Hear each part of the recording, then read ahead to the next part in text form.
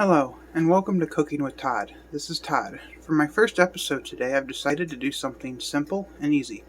Stuffed bell peppers. I got 1 can of Hunt's Petite diced tomatoes. You can use whatever brand you want. I got 100 grams, or about half a cup, of basmati rice. Once again, you can use whatever choice of rice you want. 2 large cloves of garlic. 150 milliliters of red wine. And then I got, for spices and herbs, I got half a teaspoon of rosemary, basil, oregano, and Mrs. Dash. I also have 1 teaspoon of herbes de Provence and 1 teaspoon of black pepper and salt. And also, optionally, you can add half a teaspoon to 1 teaspoon of Old Bay. I also have 1 medium onion and 2 ribs of celery, diced. And also, you're going to need 1 pound of ground beef. Now, for equipment, you're going to need, of course, your kitchen knife, a garlic press or microplane for the garlic. Those are optional. You could finely mince it with a knife. And, of course, a spatula. Also, you're going to need any high temp oil of your choice. This happens to be avocado oil. And you're also going to need 1 1/4 to 1 1/2 cups of water for the rice. Now, if you hang on a second, I'll switch the camera over to the stove. Now, to get started, you're going to need to add about 1 to 2 tablespoons of oil to your skillet.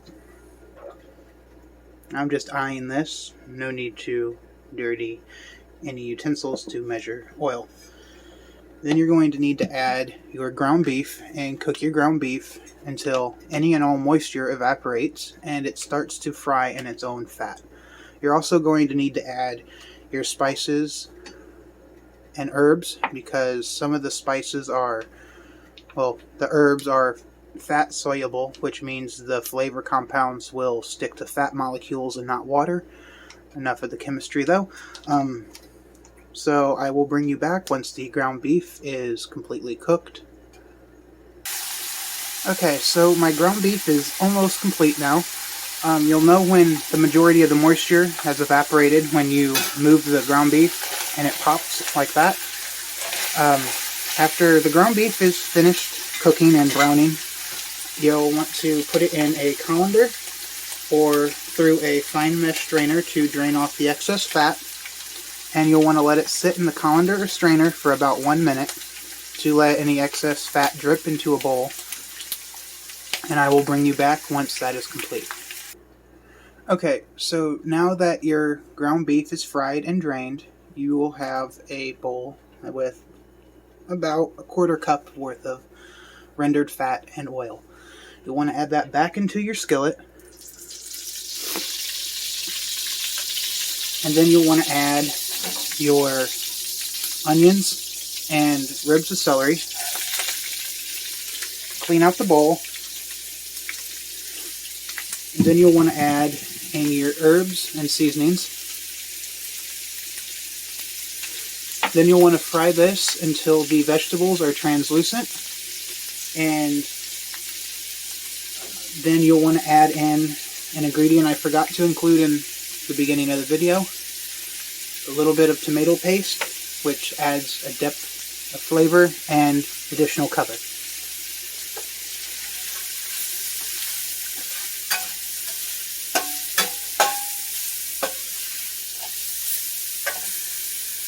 And another thing, you might find that it's a little dry, which you'll add a little more oil until they look like they're not quite swimming in oil, but almost there.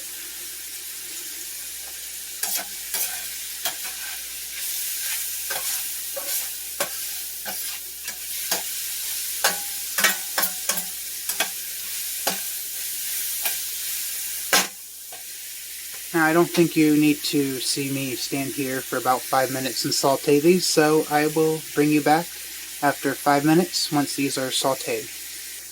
And one additional thing that I forgot to mention while you are frying your meat, you can go ahead and get your water started in the back to simmer your rice.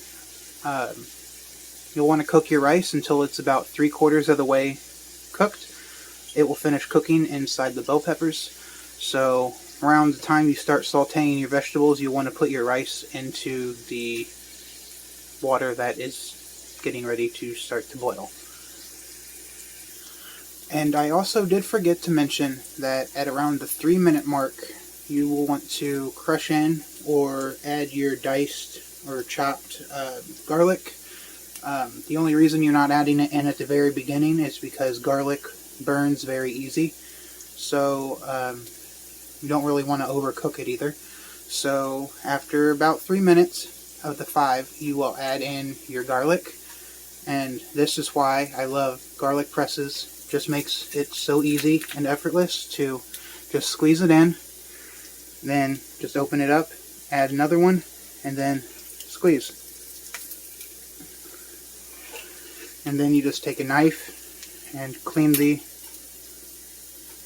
back of it off like that, and makes it effortless and easy.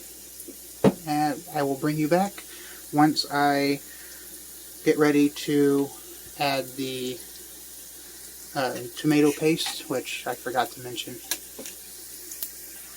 Okay, so the garlic has been sauteing in with the onions and celery and herbs and spices for about a minute now. And what you'll want to do now is you'll want to add about 1 to 2 tablespoons of tomato paste. And that's the thing I love about these tubes of tomato paste, is you don't have to open up a 4-ounce can and only use a couple tablespoons out of it. Then the rest of it will just sit in your fridge and go to waste in a bowl. This is so much more convenient and wastes a lot less tomato paste. I will bring you back once I add the wine to deglaze the pot. Okay, so now that the tomato paste is cooked, and when you think it's getting ready to burn, like right about now, you will want to go ahead and add in your red wine. And at this point, you will want to go ahead and start scraping the bottom of the pan. And what that is doing is it's getting the stuff that is onto the bottom of the pan, and it's getting it to come off, which is where a lot of flavors and other good stuff is. So once this is almost evaporated, you'll want to add in 1 can of the diced tomatoes and all the juices that are in there. And also you will want to add in about 1 cup of water. No real measurements for this recipe, so I'm just kind of throwing out measurements there. It's one thing I've never really done with this recipe is measure. So I did make this a week or so ago, about 2 weeks ago, and kind of measured everything, and this is what I found to be best. So once the wine pretty much evaporates, like how it's doing now, and you can run the spatula through and it doesn't really run back that much, you'll know it's evaporated enough. Then what you'll want to do is you'll want to add in your can of diced tomatoes. Then you want to add in your water, and also at that point you can add in about a teaspoon of chicken broth base, or you can leave that out, which is totally optional. Alright, so right about now is when you'll want to add in your diced tomatoes. You don't need to worry about really rinsing out the can, or you can just use the can as your measuring cup and fill it almost full.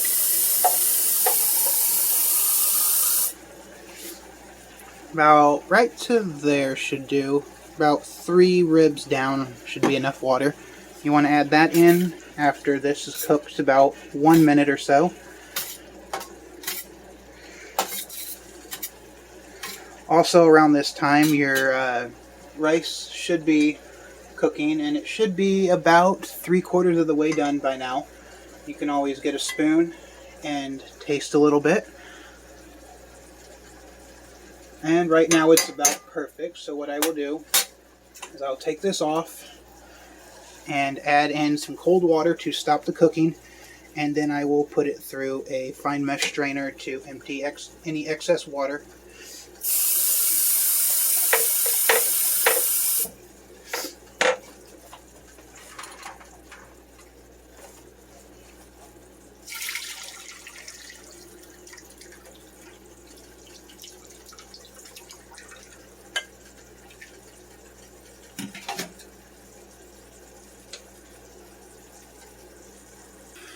Okay, so now that the onion and tomato mixture has sufficiently cooked, you would want to add in your 1 pound of cooked ground beef,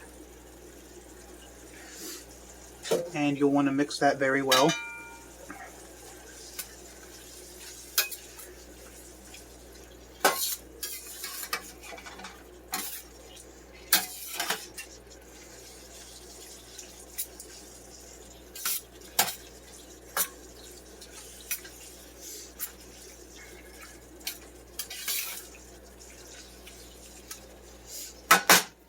Okay, so now that that is mixed, you will want to go ahead and add in your reserved water in your can.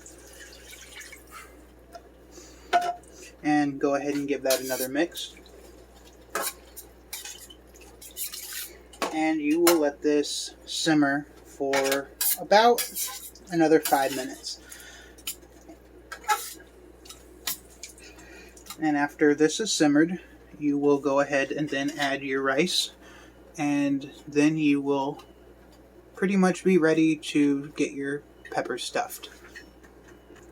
Oh, and also, I did forget to mention, at this point is where you would want to go ahead and add in the Old Bay seasoning. So if you are deciding to add that, right now would be the time to add that. I will bring you back once it's time to add in the rice. Okay, so at this point, you can see that a lot of the moisture has evaporated again, which is kind of what you're looking for after letting it simmer for about 5 to 8 minutes. Now you'll want to add your partially cooked rice into the mix, and you'll want to let this continue to simmer for about 1 minute after this rice is added. And then after it's simmered for 1 minute, you will want to cut the heat and remove it from the burner so it will stop simmering if you have an electric range like I do. If you have a gas, you can just cut the flame.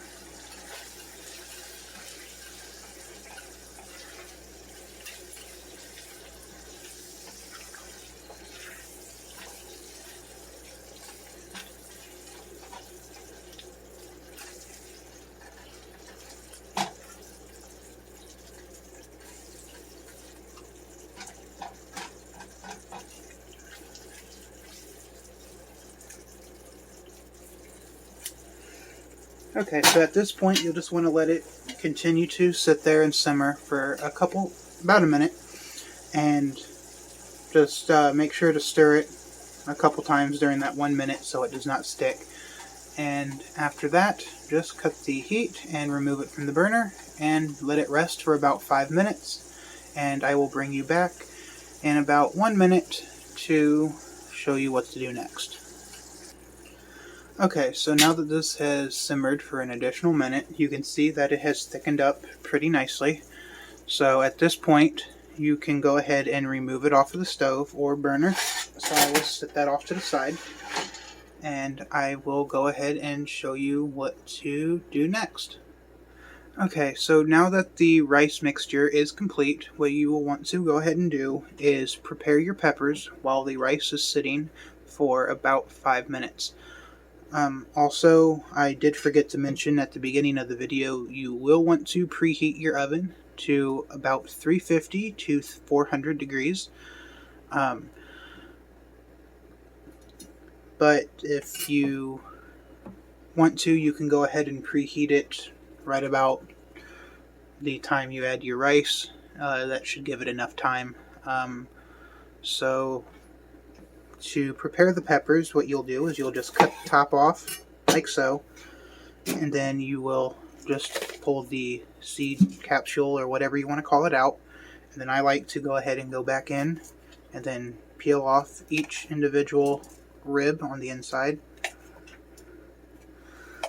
And then normally I just tap it upside down to get any remainder seeds out, and then I will rinse the bell pepper once it is cored.